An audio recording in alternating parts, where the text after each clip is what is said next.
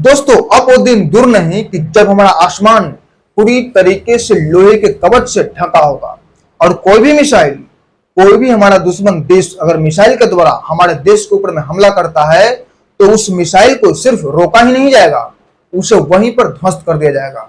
और आने वाले समय में भारत की जो प्लानिंग है वो है ड्रोन वारफेयर और सैटेलाइट डिफेंस सिस्टम में दुनिया का नंबर 1 बनना। और यही नहीं, भारत अपनी सैटेलाइटों की रक्षा के लिए गार्ड सैटेलाइट लगाएगा। मतलब कि एक जो मेन सैटेलाइट होगा उसके साथ में 50 और गार्ड सैटेलाइट चलेगा। और वो जो 50 गार्ड सैटेलाइट चलेगा उसका काम कोई फोटो भेजना या कोई सूचना भेजना नहीं होगा। उसका केवल और केवल उद्देश्य ये रहेगा कि वो जो मेन सैटेलाइट है उस पर कोई हमला न कर दे, उसकी देखभाल करना उस गार्ड सैटेलाइट का उद्देश्य रहेगा। और इस प्रोजेक्ट के लिए भारत सरकार इस प्रोजेक्ट पर लगभग 27,000 करोड़ रुपया खर्च करेगा। अब यहां पर समझने वाली बात यह है कि गार्ड सैटेलाइट की आवश्यकता क्यों पड़ी और इसके लिए भारत सरकार इतना बड़ा बजट क्यों खर्च कर रहा है। तो सबसे पहले आप लोगों को बता दूं कि पाकिस्तान के आतंकवादियों के द्वारा जब पहलगाम पर हमला किया गया और वहां के निर्दोष पर्यटकों को जब मार दिया गया और उसके बाद में भारत ने ऑपरेशन सिंदूर के माध्यम से जो पाकिस्तान का हाल किया वो किसी से छिपा नहीं है। तो उस ऑपरेशन सिंदूर के समय हमारा सैटेलाइट का बहुत बड़ा योगदान था। और ये सैटेलाइट ऐसे होते हैं जो धरती से लगभग 36,000 किलोमीटर की ऊंचाई पर आंख बनते हैं, हमारे देश की आंख बनते हैं। और वहां से वो निगरानी करते रहते हैं कि हमारे देश में कौन आ रहा है, कौन जा रहा है, हमारे देश के ऊपर कौन हमला कर रहा है। इन सभी चीजों की निगरानी बहुत अच्छे तरीके से करता है और उसका फोटो सेकंडों में खींचकर उसका स्कैनिंग करके उसे भेज देता है। और उस वक्त भारत का पूरा रक्षा कवच सैटेलाइट ही बना।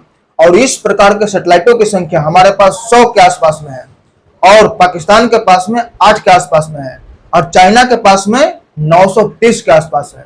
तो अब आपके मन में सवाल उठ रहा होगा कि आखिर गार्ड सैटेलाइट की आवश्यकता क्यों पड़ी। तो सबसे पहले आप लोगों को बता दूं कि पिछले साल ही 2024 में हमारा जो सैटेलाइट था वो धरती से लगभग 600 किलोमीटर के आसपास में मूवमेंट ले रहा था और उसी के पास केवल 1 किलोमीटर के रेंज में हमारे पड़ोसी देश का सैटेलाइट टकराते टकराते बचा है। अगर वो टकराता तो सैटेलाइट पूरी तरीके से ध्वस्त हो जाता, मतलब नष्ट हो जाता, क्षतिग्रस्त हो जाता।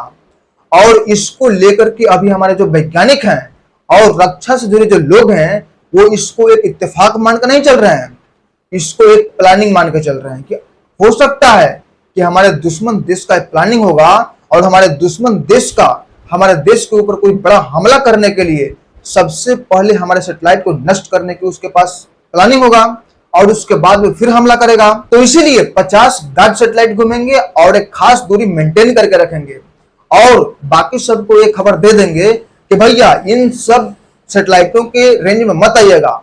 और अगर कोई सैटेलाइट जबरदस्ती आते हैं या फिर कोई भूल चूक से कोई गलती से भी आती है तो उस सैटेलाइट को सीधे ध्वस्त कर दिया जाएगा, उसे मार गिराया जाएगा। और जो गार्ड सैटेलाइट है उसको अगले साल ही लॉन्च कर दिया जाएगा और इसके निर्माण में निजी संस्थाओं का भी सहयोग लिया जाएगा।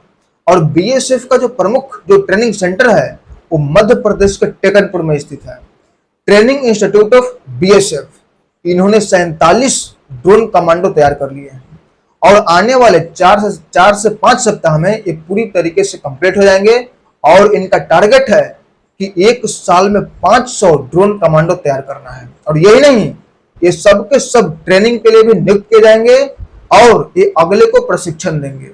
और बीएसएफ के जो प्रमुख अधिकारी हैं, जो प्रमुख जनरल हैं, जो उच्च अधिकारी हैं, उनका एक कहना है कि आने वाले समय में जो लड़ाई होगी वो बंदूक या टैंकों से नहीं होगी।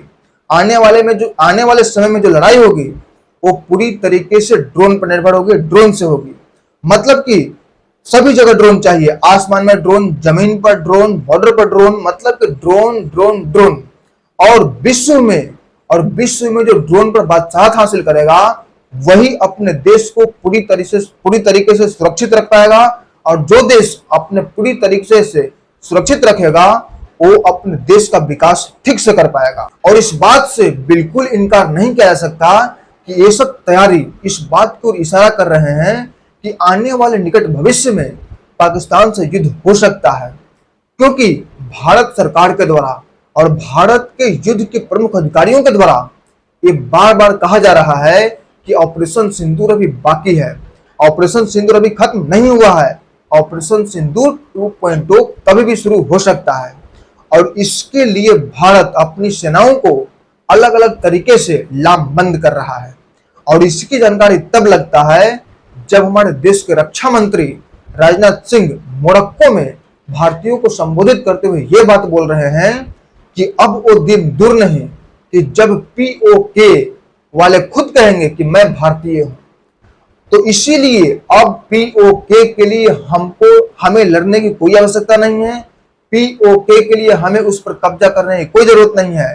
पीओके के जो नागरिक हैं वो खुद कहेंगे कि हम भारतीय हैं और वो वहां पर खुद लड़ेंगे, खुद झगड़ेंगे और उसके बाद वो खुद भारत में शामिल हो जाएंगे। और फिर उन्होंने इस बात को दोहराते हुए बोला कि अभी ऑपरेशन सिंदूर खत्म नहीं हुआ है, ऑपरेशन सिंदूर अभी बाकी है, ऑपरेशन सिंदूर 2.0 कभी भी शुरू हो सकता है और यह निर्भर करता है पाकिस्तान के ऊपर।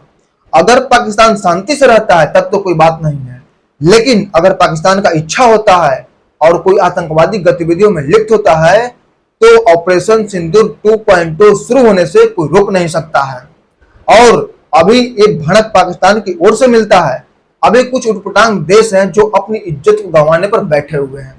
अभी सऊदी अरब जो कि पाकिस्तान के साथ में नाटो के तर्ज पर एक एग्रीमेंट किए हैं और ये एग्रीमेंट ऐसा है कि अगर दोनों देश में से किसी एक देश पर अगर कोई देश हमला करता है तो दोनों देश ये मान के चलेंगे कि मेरे ऊपर हमला हुआ है।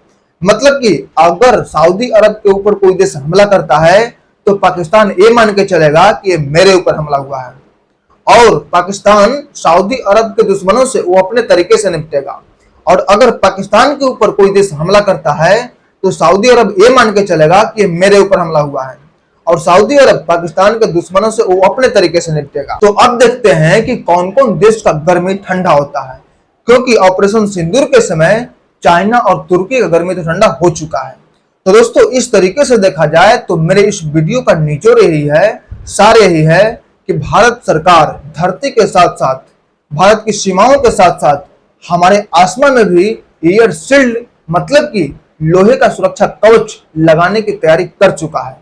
तो दोस्तों इस वीडियो का एनालिसिस कैसा लगा, ये जानकारी कैसा लगा, कमेंट करके जरूर बताइएगा। तो फिर मिलते हैं एक नए वीडियो में, तब तक के लिए जय हिंद, जय भारत।